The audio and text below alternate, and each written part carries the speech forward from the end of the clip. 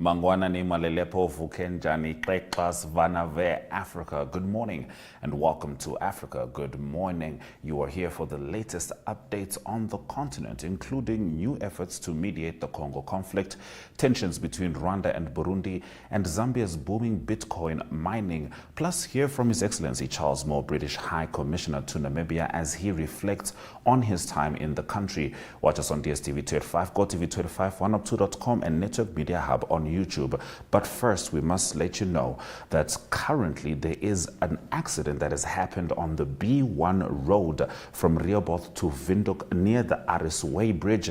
It is believed to be a bus and a passenger. Now, this is the bridge that was recently fixed after the damaging rains last week, and that is still a developing story, and we'll certainly be bringing you those updates should they happen during this broadcast and or afterwards on NTV. But for now, it's time for Africa. Good morning.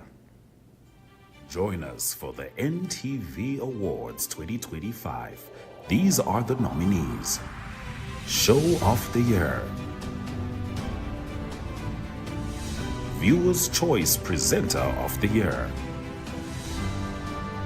Lifestyle Show of the Year, Public Affairs Show of the Year, Sport Show of the Year, Sport Presenter of the Year,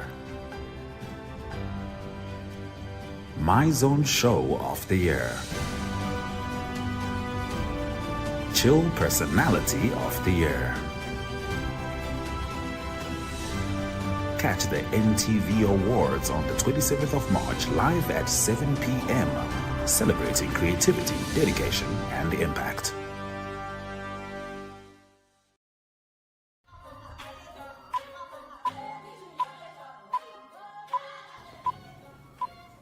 Let's get into our top stories. Southern and Eastern African countries have expanded their mediation efforts to resolve the escalating conflict in Eastern Congo by appointing 5 former heads of state to oversee peace negotiations following repeated setbacks and rising regional tensions. The M23 rebels, who have been advancing since January and now control Eastern Congo's 2 largest cities, recently backtracked on a withdrawal pledge, accusing the Congolese army of continued offensives. The conflict, rooted in the aftermath of Rwanda's 1994 genocide and fueled by competition for mineral wealth, has led to thousands of deaths and fears of a wider war involving Congo, Rwanda, and Burundi. After a virtual summit, leaders appointed Nigeria's Olusegun Obasanjo, South Africa's Kgalema Motlanthe, Ethiopia's Sahle-Work Zewde, Kenya's Uhuru Kenyatta, and the Central African Republic's Catherine Samba-Panza to lead the mediation efforts, while Congo's presidency announced that a new mediator would replace Angola's João Lourenço, who stepped down after years of unsuccessful negotiations. While Rwanda, which has been sanctioned for allegedly supporting M23, insists its actions are in self-defense, it has endorsed a political resolution addressing regional security concerns. In a related update, Burundi's President Evariste Ndayishimiye has accused Rwanda of planning an attack on his country, citing what he calls credible intelligence and likening it to Rwanda's alleged destabilization efforts in the Democratic Republic of Congo, where it is accused of backing the M23 rebels. In an exclusive BBC interview, Ndayishimiye claimed Rwanda also orchestrated a failed 2015 coup in Burundi, recruiting and arming Burundian youth in refugee camps. Rwanda has dismissed the allegations as surprising, insisting that both nations are cooperating on security despite their border remaining closed for over a year following attacks by the Red Tabara rebel group, which Burundi claims is another Rwandan-backed proxy force. While Ndayishimiye emphasized that Burundi has no intention of attacking Rwanda, he warned that his people will not sit idle. If provoked, and urged Kigali to honor past peace agreements, the president also tied the broader instability in the region to mineral wealth, blaming external forces for fueling DRC's conflict to continue exploiting its resources. He called for inclusive dialogue involving all opposition and armed groups, but questioned Rwanda's true motives, arguing that while Kigali claims to be targeting the FDLR rebels in Congo, it is Congolese civilians who are being killed. Since M23 and Rwandan troops began capturing key cities in eastern Congo in January, the fighting has displaced hundreds of thousands, forcing desperate civilians to flee, with some drowning while attempting to cross into Burundi. Now, in our next top story, in the remote northwestern corner of Zambia, near the Democratic Republic of Congo border, a Bitcoin mine hums to life beside a roaring Zambezi River, harnessing cheap hydroelectric power from the Zengamina plant to fuel its digital operations. Now, Philip Walton from the Kenya-based company Gridless oversees a shipping container packed with 120 computers that solve complex cryptographic problems in exchange for Bitcoin, generating around $5 per machine daily, with profitability depending on Bitcoin volatile value. The Zengamina hydro plan, originally funded by $3 million in charitable donations to provide power for a local hospital and 15,000 residents, had long struggled financially due to low electricity demand until Gridless arrived, transforming its fortunes by consuming excess energy and contributing 30% of the plant's revenue. While many in the nearby town remain unaware of Bitcoin's role in their electricity access, the impact is undeniable. Businesses like barbershops thrive and residents relish modern conveniences like fridges, mobile phone charging, and internet access. However, Zengamina recently secured new investments to expand its grid, meaning excess energy will soon be sold back to the national network, rendering Bitcoin mining unprofitable in the area. As the mining container prepares to move, Gridless looks to the next venture, raising millions to build hydro plants from scratch to mine Bitcoin and power rural communities. With 6 similar projects across Africa and ambitions for further expansion, the company argues that Bitcoin-driven energy solutions are key to unlocking Africa's vast untapped hydro potential, despite skepticism from authorities who see crypto mining as an energy-intensive distraction from rural electrification efforts. And in the last of our top stories, the U.S. Embassy in Namibia has confirmed that starting April 1, 2025, U.S. citizens will need a visa before entering Namibia. While they can apply online in advance, they may also obtain a visa on arrival at Windhoek and Walvis Bay airports, as well as Beja Lad border crossings like Katiba Bulilo and Ngoma. The Namibian government introduced this requirement as part of a broader policy shift targeting countries that do not reciprocate Namibia's visa-free entry policies. The decision, approved by Namibia's cabinet, applies to several countries, including the US, Canada, the UK, and most of the EU. The Ministry of Home Affairs stated that this move ensures fairness in diplomatic relations, as Namibia had previously granted visa-free entry to these countries, while their citizens faced visa restrictions when traveling abroad. Those have been our top stories on Africa Good Morning. We're going to head into the weather, and then after that, a conversation I had with His Excellency Charles Moore, the British High Commissioner to Namibia.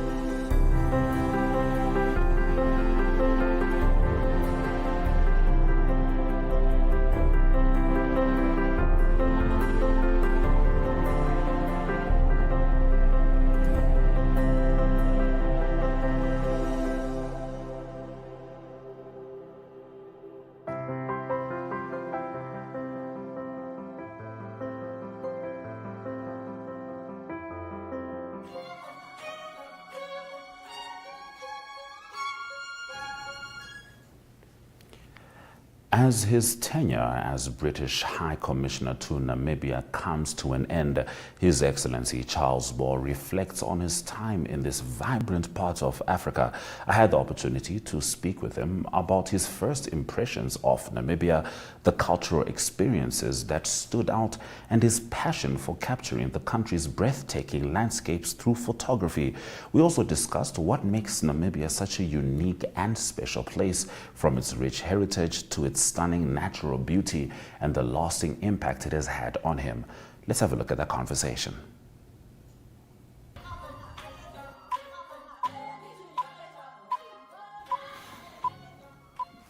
I am here with His Excellency Charles Moore, the British High Commissioner to Namibia, as he has been for the last 4 years. And it seems like that time that we usually hope never comes, but usually inevitably comes, the end, so to speak, of your tenure in Namibia has arrived. You know, there's in the Bible they have a thing where they say the time of the end and the end times. You know, the end times are very different from the time of the end. If you get a chicken in let's say in June, those are the end times. When it's the 24th of December, that's the time of the end. Charles, it's good to have you here. Thank you very much for having me again. I have the easiest job, not in general, but in talking to you, because I get to talk about your personal experience of Namibia, just aside from, you know, the diplomatic side of things, just how you experienced Namibia as I cannot say His Excellency, Yeah. Charles Moore. What was your first impression of Namibia? I mean, yes, you arrived in 2021, of course, you know, onset of COVID-19, particularly this side. But outside of that, when you could see Namibia in its full form, so to speak, what was your first impression? Well, do you know, actually, I've spent a lot of time in Africa. I grew up in Nigeria. I've had postings in Zimbabwe and Botswana, South Sudan, Ghana. So I know Africa well. I'd never been to Namibia before, but I was really excited about coming here because I knew by reputation that it was a beautiful country, that the people were calm, it was a safe society. And I remember when I arrived on a Saturday, and I said to my team, look, I don't want to put anybody out over the weekend, so just show me where I live, give me a car, and I'm fine, I'll see you on Monday morning. All right. And on that Saturday afternoon, I then walked from the residence and I walked to Checkers, Hida Centre. All right. Just to, you know, get a few supplies or whatever. But when I was walking there, I was almost struck by the fact that, you know, I'd stepped off the plane 2 hours earlier, and nobody knew whether I had been born here or whether I'd just arrived, and it didn't matter. You know, you walk past people and you feel as though you were part of Namibia straight away. So, I mean, it took me about 12 hours to feel at home here. Wow. But that's quite special, actually, because it's a multicultural society. Yes. You know, you see white people, brown people, black people, Yes. all over the place in Namibia. Yeah. And people don't say, oh, have you just arrived? No. You know, you could have been born here. I mean, Yes. in fact, most people say, "Môre meneer," Yes. and ek praat nie Afrikaans nie. So, you know, you don't know if you're a visitor or if you live here, work here. Yeah. But I think that was quite special because it made me feel part of Namibia very, very quickly. Yes. Whereas some countries, it'll take you 6 months to settle in. And, All right. so I found it very easy to transition.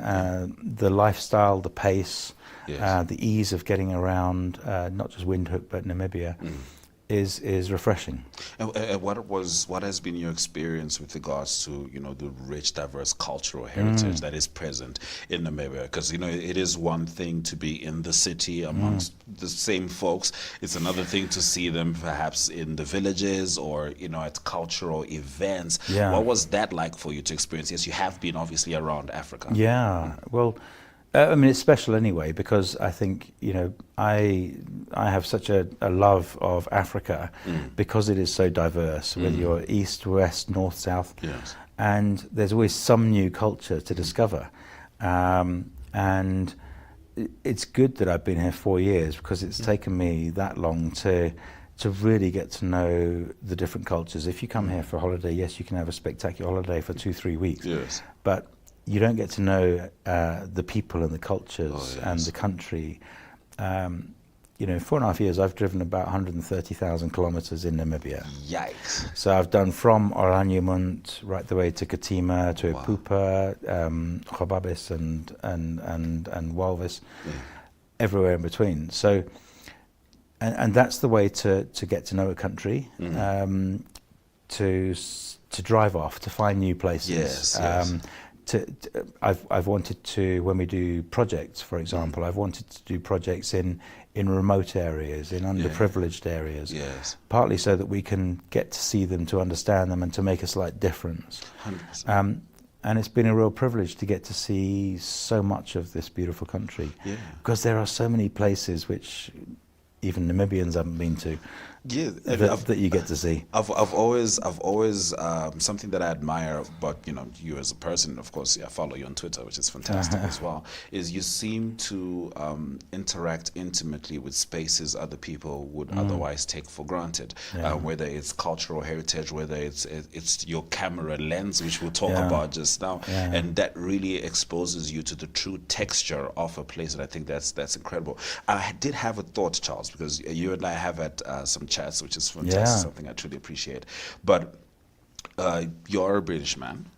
Before that, you were a British boy. And for the entire texture of your life, Queen Elizabeth was there. And we celebrated her birthday here, and we mourned her passing in Namibia. I don't believe you could have imagined growing up that the day that you may have to mourn Queen Elizabeth or find out about that date, you would be in Namibia. What was it like to have Namibia be amalgamated in that experience? Well, you know, I've been in the diplomatic service, 43 years now. Wow. And we were always told when we were going through early days of training, the one thing you must carry around the world with you is a black tie. Because you will need it. You will need it. And I didn't need it for about 30 years. and so I think by the time I had to use it, it was out of fashion. But you know, when you do need it, it was quite a humbling time. In fact, when Her Majesty passed away, I was actually in Katima Mulilo, and I was watching the news on the Thursday evening, and I was on an official visit to Katima, so I had to suddenly cancel that and drive back on the Friday when she'd passed away. And fortunately, you have good roads. Yes, we do. But being here was well, I suppose it was part and parcel of diplomatic life. In some ways, it's easier to be overseas and experience it than being at home. I was in Indonesia, for example, when Princess Diana died, and that was 7 hours ahead of UK, so I knew before most people in the UK did. Wow. When Her Majesty passed away, I think it meant slightly more being here because she'd been to Namibia. She'd liked Namibia. President Nyoma had invited her on a state visit. Yes, indeed. And so there was a connection between me and Namibia and Her Majesty. I've met Her Majesty a few times. And so in a way it sort of meant more to me. It was sort of slightly more personal. Yes. In the same way that when Dr. Gengob died, when he passed away, that also meant more to me because I had so much respect for him. Yes. And I felt the pain of Namibia at the same time, just like I think Namibia felt the pain of the UK. Yes, yes. And in a way, it was quite special to experience that. Yes. You know, we had the privilege of hosting President Gengob when he attended the funeral of Her Majesty. Yes. And then the Princess Royal came to attend the funeral of President Gengob. Yes. So I think that's something about the fabric of our two countries. You know, both Commonwealth members, we both shared pain. Yes. We can understand how that loss impacts on all of us. Absolutely. And so on that basis, it was sort of quite a privilege to be here for both those experiences. I understand.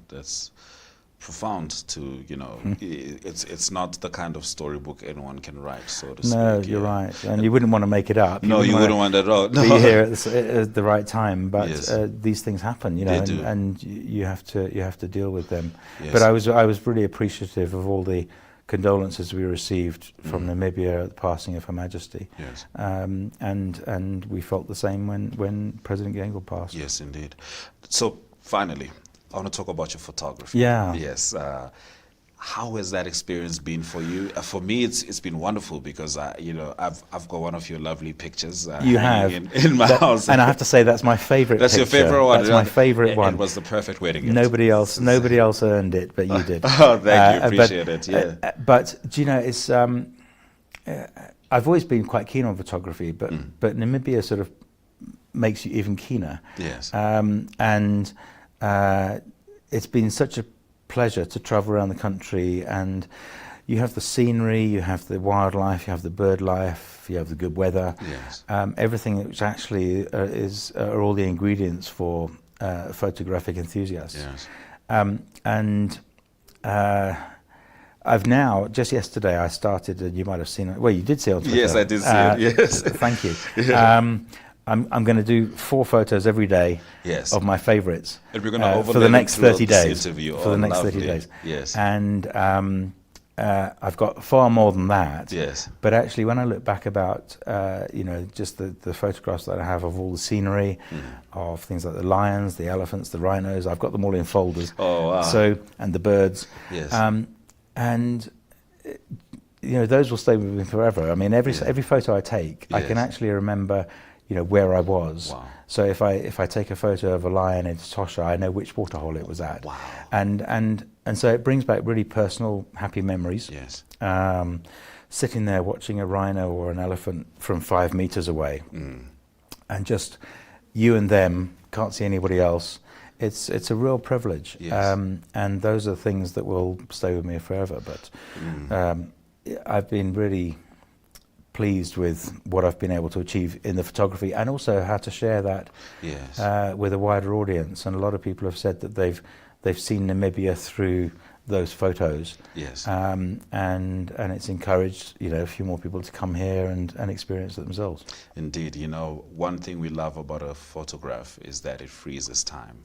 And as a resident of Namibia, if I could freeze the last 4 years, I absolutely would. Well, I mean, you know, the one problem with Namibia is that time just goes too fast. It just goes too fast. You know, Yeah. I can remember arriving like yesterday, and then suddenly it's like 4 years later, and 4 I'm years. leaving. Yeah. So if we could stop time for a little while, I'd be most grateful. Charles, it's been a pleasure. It's been an honor. Yeah. And the memories you have created here are some of the photographs that we will look back to as we remember this incredible time that you had in Namibia, and how you shared your time and how you shared Namibia to the world. Yeah. Namibia is always going to be a part of you, just you always Well, be a part of us. I mean, thank you for having me. It's been a privilege and an honour to work in Namibia and to get to know the people and the country. It's been almost a life-changing privilege, but thank you also for your hospitality. Lovely to see you. For the last time, from me and my tablet. Your broken tablet. This is why you gotta like it. His Excellency Charles Moore, the British High Commissioner to Namibia.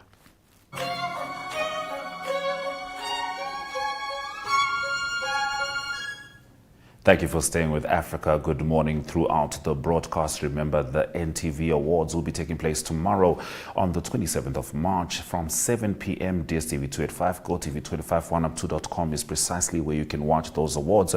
Keep in mind, if you are supposed to be traveling from Rehoboth to Windhoek, currently there's been an accident at the bridge that was recently constructed as a result of the rain damage just close to the Aris Way Bridge. So please be aware of that.